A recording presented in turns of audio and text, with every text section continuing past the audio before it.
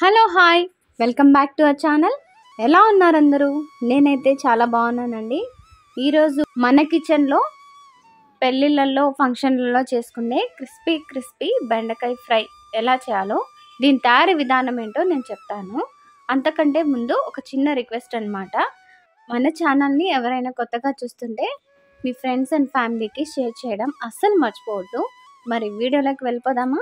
ముందుగా బెండకాయలు తీసుకుని బెండకాయలు శుభ్రంగా కడిగేసి కట్ చేసి ముక్కలుగా వాటిని తడి లేకుండా పక్కన పెట్టుకోవాలండి. తర్వాత ఇంకొక బౌల్ తీసుకొని అందులోకి 2 టేబుల్ స్పూన్ల శనగపిండి తీసుకోవాలి. అలాగే 2 టేబుల్ స్పూన్ల బియ్యం పిండిని తీసుకోవాలి. అలాగే 1 టేబుల్ స్పూన్ కార్న్ఫ్లోర్ తీసుకోవాలన్నమాట. కోటింగ్ కోసం అనేసి మనం కార్న్ఫ్లోర్ అయితే తీసుకుంటున్నాము.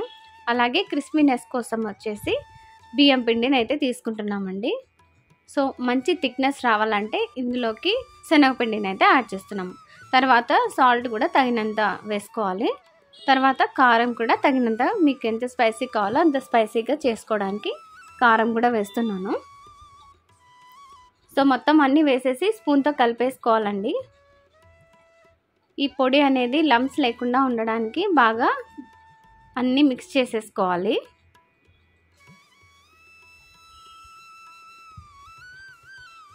చాలా టేస్టీగా ఉంటుందండి ఈ బెండకాయ వేపుడు. చిన్నపిల్లల నుంచి పెద్దవాళ్ళ వరకు అందరూ తీసుకోవచ్చు అన్నమాట. మంచి హెల్దీ రెసిపీ కాబట్టి దీన్ని క్విక్గా ఈజీగా మనం హెల్దీగా ఇంట్లోనే తయారు చేసుకోవచ్చండి. తర్వాత ఇవన్నీ బాగా కలిపేసిన తర్వాత మనం కట్ చేసి పెట్టుకున్న బెండకాయ ముక్కల్ని కూడా ఇందులోకి వేసుకోవాలి. వేసేసి ఈవెన్గా కలిపేసుకుందామండి. ఈ విధంగా ముక్కలన్నిటికీ మిక్చర్ అంతా కలిసేంత వరకు కలుపుకోవాలండి. ఇందులోకి వాటర్ అయితే ఎక్కువగా అవసరం అయితే పడదు, ఎందుకంటే బెండకాయల్లో తేమ శాతం ఉంటుంది కాబట్టి అంత వాటర్ అయితే అవసరం పడదన్నమాట. మీకు అంతగా అవసరమైతే నేను వీడియోలో చూపిస్తున్నట్టు 2-3 టేబుల్ స్పూన్ల వాటర్ని అయితే వేసుకోవచ్చు. ఇక్కడ నేను చేత్తోనే తీసుకొని కొద్దిగా చల్లుకుంటూ కలుపుకుంటున్నానండి. ఇందులోకి కొద్దిగా గరం మసాలాను కూడా యాడ్ చేసుకోవాలి.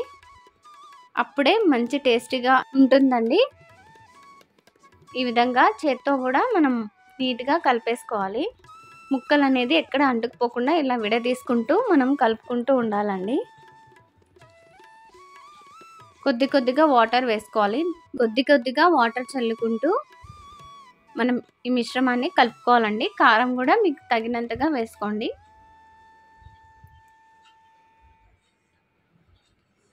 ఈ బెండకాయ వేపుడు వచ్చేసి వేడి అన్నం, నెయ్యి, పప్పుచారు లేకైతే అద్భుతమైన కాంబినేషన్ అన్నమాట. మీరు కూడా తప్పకుండా ట్రై చేయండి, చాలా బాగుంటుంది. ఇలా ముక్కలన్నిటికీ మిశ్రమం కలిసేలాగా కలిపేసుకొని ఒక 2 నిమిషాలు పక్కన పెట్టేసుకుందామండి.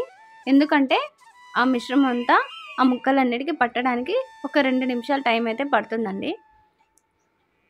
అప్పుడు మనం డీప్ ఫ్రై చేసుకున్నా కూడా ఆ మిశ్రమం పొడి అనేది బయటికి రాకుండా ముక్కలకి అడ్డుకొనే ఉంటుందన్నమాట. తర్వాత కడాయి పెట్టేసుకొని ఆయిల్ వేసుకొని ఆయిల్ హీట్ ఎక్కిన తర్వాత మనం కలిపెట్టుకున్న బెండకాయ ముక్కల్ని కూడా ఈ ఆయిల్లోకి వేసేసుకోవాలి.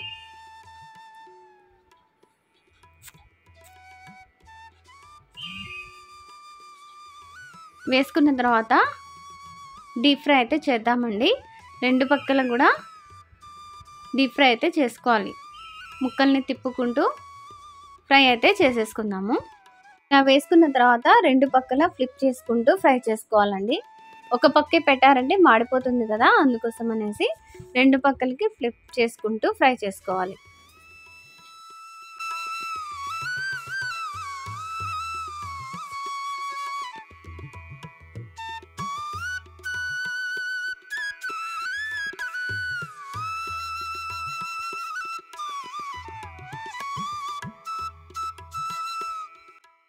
ఈ విధంగా గోల్డెన్ ఫ్రై కలర్లో రావాలండి. అలా వచ్చిన తర్వాత వాటిని ఒక టిష్యూ పేపర్ మీదకి ట్రాన్స్ఫర్ చేసుకోవాలి. అలా టిష్యూ పేపర్ మీద ట్రాన్స్ఫర్ చేసుకుంటే ఎక్స్ట్రా ఆయిల్ ఏదైనా ఉంటే పీల్చేసుకుంటుందండి. ఈ విధంగా బెండకాయ ముక్కలన్నీ పక్కన పెట్టేసుకుందామండి. తర్వాత అదే కడాయిలో అదే ఆయిల్లో మనం వచ్చేసి పల్లీలు కూడా ఫ్రై చేసుకుందాము.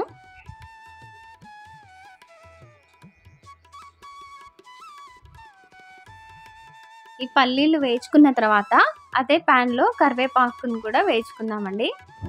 మరి ఎక్కువ వేయించుకోకూడదు, లైట్గా వేయించుకోవాలి. ఈ విధంగా పల్లీలు అయిపోయిన తర్వాత కరివేపాకును కూడా ఫ్రై చేసుకోవాలి.